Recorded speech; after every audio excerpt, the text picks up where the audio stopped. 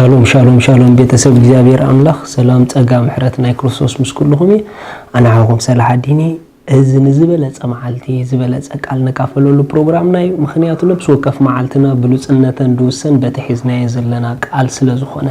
እግዚአብሔር አምላክ ስም ይባረክ ሎም ነካፈሉ ቃል ጽኑዕ ዕርድታት ዝብል ጽኑዕ ዕርድታት መጽሐፍ ቅዱስ ስለ ጽኑዕ ዕርድታት ወይ ስለ ጽኑዕ ዕርድ እንታይ ይዝብል ካልአይ ቆሮንቶስ ምዕራፍ 10 ተወስርባተ አጽዋር ወግና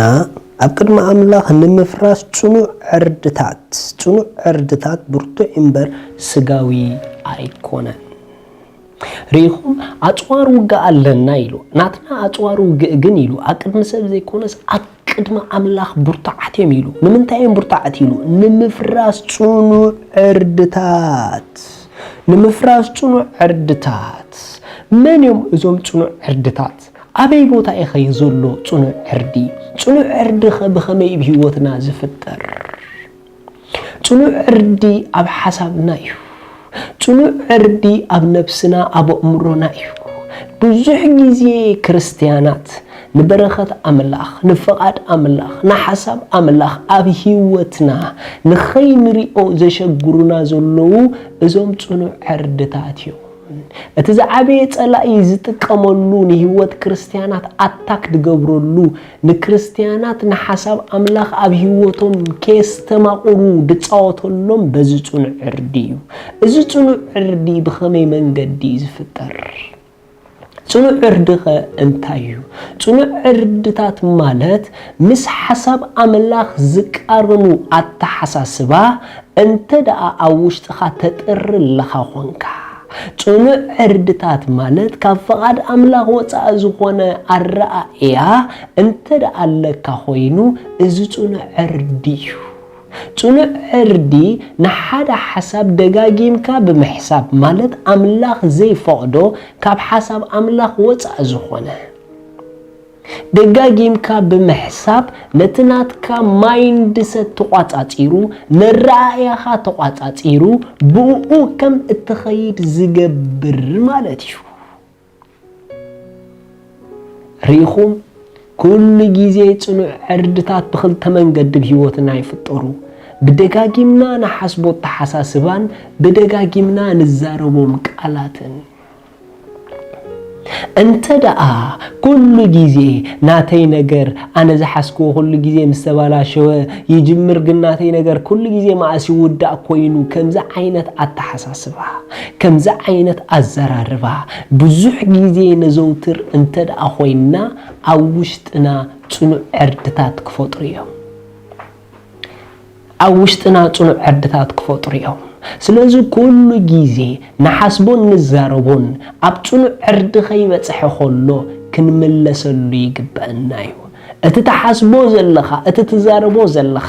ኣብ ህይወትካ ክትሪኦ ደይትደልን ተደኣ ኾንካ ክሳዕ ጽኑዕ ዕርዲ ድኸውን ኣይትጸበዮ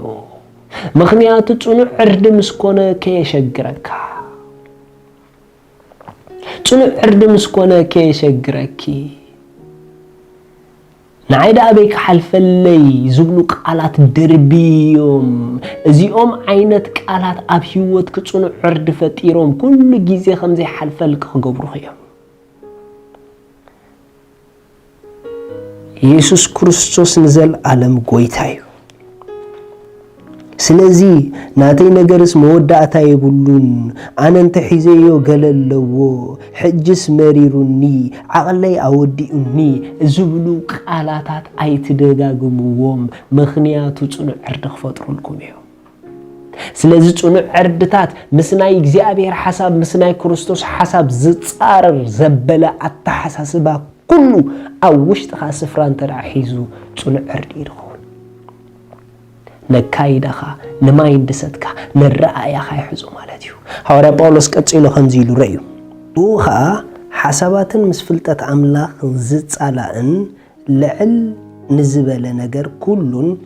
እናፍረስና ኩሉ አእምሮውን ንምእዛዝ ክርስቶስ ንማርኾሉ ኢና ምእዛዝ ምስተፈጸመውን ነቲ ዘይምእዛዝ ዘበለ ኩሉ ክንቆጽዖ ተዳሊና ኣሎና ሪኢኹም ሐዋርያ ሓደ ነገር ተዛሪቡ እዚ ጽኑዕ ዕርድታት ኢሎም ዘሎ ሓሳባት ምዃኖም ነጊሩ እቶም ሓሳባት ድማ ምስ ሓሳብ ኣምላኽ ድጻሉ እዮም ኢሎም እንተ ደኣ ኣብ ረኣያና ምስ ኣረኣያ ኣምላኽ ድጻላ ኣረኣያ ኣለና ኮይኑ ምስ ኣረኣያ ኣምላኽ ድቃረና ኣረኣያ ተዳለና ኮይኑ እዚኦም ጽኑዕ ዕርድታት እዮም እሞ ከነፍርሶም ኣለና بخمينا نفرسهم بالرأي أملاخن بحسب أملاخن بقال أملاخن أتوار وجئنا يلوم زلوا أتوارنا قال أملاخيو سلزي بناي إغزابير قال غيرنا مديتيت اندا غبرنا نتي مس أملاخ دصالا زبل أتحساسبا كنفرسو لنا እሱ ምስፈረሰ ብዙሕ ነገራትና ክልቀቅ ጀመሪው ልቀዕጹና ዕርድታት ከም አሰራርሖም ከም አማጻጾኦም አፈራርሶኦም ካኾም እዩ ከምቲ በሐሳብካን በአፍካን ድሞጽኻ በሐሳብካን በአፍካን ይኻ ተፍርሶ ነትናይት ማለት ተሐሳስበኻ ነትናይት ማለት ዘራርባኻ ንዑኡ ሎሚ በሐሳብ አምላኽ ከሳብ ዘይቀየርካዮ እቶም አውሽተኻ ጽኑዕ ዕርድታት ኮይኖም ንሐሳብ አምላኽ ከተስተማቀር ዝገብሩኻ ዘለው አያፍረስካየምን ዘለኻ ኢየሱስ ጎይታይ ገለገለ ሰባት ቸርች ዘይ መኻት ተኸክል ድመስሎም ሰባት አለው በቃ ዳሓን ይትረፈና ድብሎ ንምንታይ መሲሉኩም አውሽጦም ሕማቅ ዝኾነ ጽኑዕ ዕርድ ተፈጢሩሎ እዚ ጽኑዕ ዕርድ ከይፍረስዎ ንቸርች መኻዳይ ክብህጉን እዩ ስለዚህ ነቲ ጽቦ ዝኾነ ናይ እግዚአብሔር ሐሳብ ኣብ ህይወትና ከይንሪኦ ዝገብሩና ጽኑዕ ዕርድታት በዛራርባናን በተሐሳስባና ነፍርሶም ስለዚህ ካብሎ ምን ጠንቀቅ بس حسب أملاخ دتصارر محساب نقارج كريستوس يحسبه أي تحسبه كريستوس دي زاربه أي تزاربه مخنياتو نسخم مسو حدكم كويكم كويتاباركم سلازي اللومي نقويتانا يسوس كريستوس أبيوتكم وسينكم كتقبلوا التدليو إتا أبو زلا نايزل عالم هيوت كتقبلوا التدليو إذا تقولوا تزيئة تسليو إجابي ربو سلوود دخا يسوس كريستوس يمسكنك الله يأمن الله يسوع كريستوس سلا حتياتي كم دتسأله أدا حتياتي كفيلو كم زفتشمو سلاي كم زموته بسالسيت معالتي أملاخ كموتات كم زتنسؤه أبيمان أملاخ كم استقمته يأمن الله يسوع كريستوس ناي هيوتي غويتا إيو يسوع كريستوس أملاخي مدحانيين إيو كابزا ساعات نكريستوس بمقبالي حدش فترات ولود أملاخ كوين اللهو منفس قدوس بشم يسوس بأمنت ناوشت أي يقبلك اللهو آمين زي أتصلوا دتصلوهم بتحمقوا حقوسكم بزيب تحت زلو أدراشانا كونتاكت قورنا يخوم سدليكم حاجز كن لأخلكم هنا شالوم